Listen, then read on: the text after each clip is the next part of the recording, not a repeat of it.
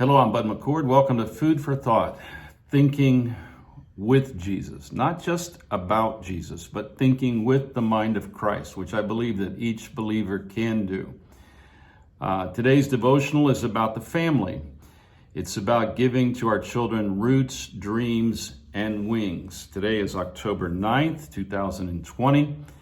So I'll begin by reading the devotional, which is our normal practice, and then we'll begin to think together about this subject, and then we begin to think with Jesus, which is what the right way to go about this thing is, to think with the mind of Christ. Roots, dreams, and wings. The family must prepare their children to love. The family must prepare their children to love.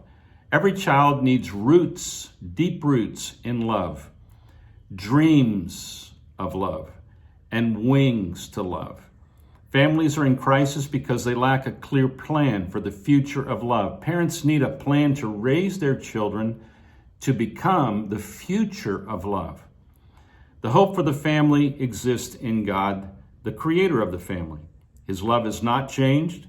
His love has always been and always will be. God is in favor of the family, and the family will receive from God what is necessary to love. The family was created in the beginning to be the guarantee of the survival of human love. It is in the family that the human being must learn what it is to be loved and to love. It is in the family that love is guaranteed for the future. Each child needs to grow up in an environment where love is abundant and continuous. When a home is a place where love is continuous, the child receives roots in love that will last for all of their life. Each child must grow in an environment where they receive a dream of love. They need to dream of loving more than they dream of having. The child must be trained to see their life as a way to love without ceasing. Each child needs to grow in an environment where they receive the blessings from their parents to fly with wings of love. Each child needs to receive training for a love that matches their gifts and skills given by God. The plan for the family is not complex. It is loving our children continuously. It is giving them the roots, dreams, and wings of love. It is leading them to love God with all they are and to love their neighbors as they love themselves. Roots, dreams, and wings.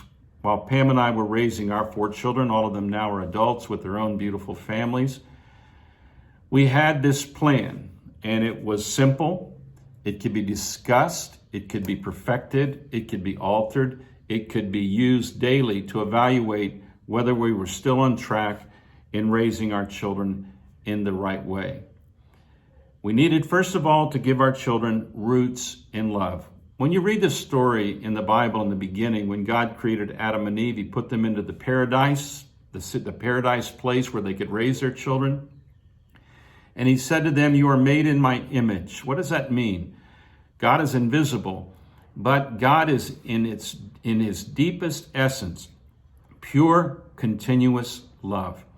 And he created Adam and Eve to be a living flesh and blood manifestation of the existence of continuous love.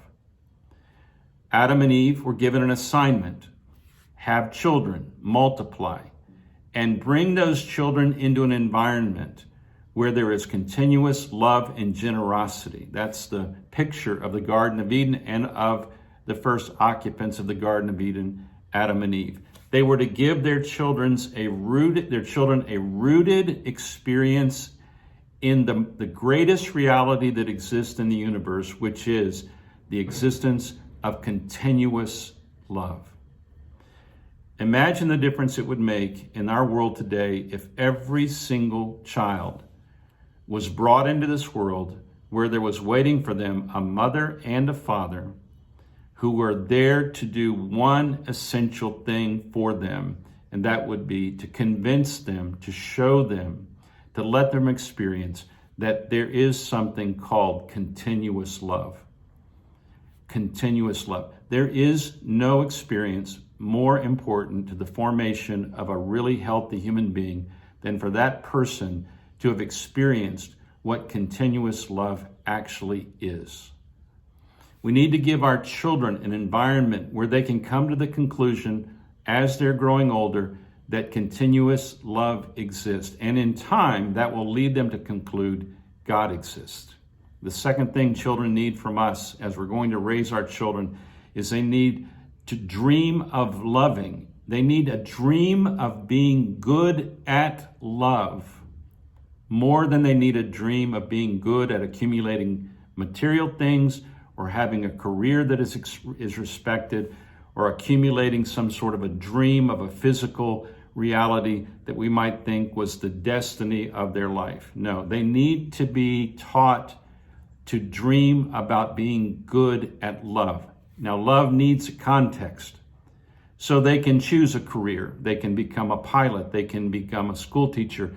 They can become a person who's sweeping the streets of a major city in order to give people the blessing of being in a place that's clean every day. They can be working in the political realm. They can work in the medical realm. They can work somewhere, anywhere, but they see the place where they're working as a place where love needs to go. They need to get up in the morning believing that what they're going out into the world to do is not to make money or to just solve problems for people or make have a salary that can buy them a home someday. They need to say, no, love is calling me. I dream of being good at love. And the context where I love is my career, is where I live, it's where I work, it's the city where I am. We need to give our children roots that tell them that continuous love exists. Then we need to give them the opportunity to dream about how they're going to love, how they're going to contribute to their neighbors, how they're going to be able to make their small world a better place, or maybe they'll be one of those people who makes a world-changing discovery of some kind and blesses so many other people. So they need roots, they need dreams, but they need wings. So we as parents have a responsibility to nurture our children in a very, very violent world and a dangerous world so that they are not damaged as they walk out into the place where they're going to love. They need to be protected from the kind of people who would use them and abuse them. They need to be protected against those people who would allow them to become addicted to some drug or some kind of an idea that's going to take them away from the true plan for humanity, which is to love God with all our heart, soul, mind, and strength, and love our neighbors. We love ourselves. We are responsible to help them get ready to fly. We are not responsible to choose their career for them.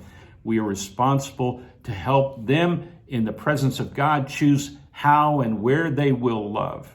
That is their dream, and we are to help them to take flight where nothing is holding them down. It is so obvious in our world today that many young people cannot fly because they become drug addicted or addicted to alcohol or to pornography or to whatever it is. And we as parents, we are to make sure that our children can have an opportunity to take flight, but we can't control them, but we can certainly be there for them. And here's a nice thing about this plan of giving them roots, dreams, and love. People will always return to places where they have been loved deeply and continuously. You need not fear that if you let your child fly, they'll fly away. If they have been deeply rooted in love, they will fly back. And they will honor those who have loved them. They will not honor those who have controlled them, but they will honor those who have loved them. Give some thought to these things. This plan was so useful to Pam and to me while we were raising our kids. And though we did things imperfectly, we at least had a clear plan of giving our children roots, dreams, and wings, all connected to the reason of our existence, to love God and to love our neighbor as we love ourselves. God bless you. Think on these things.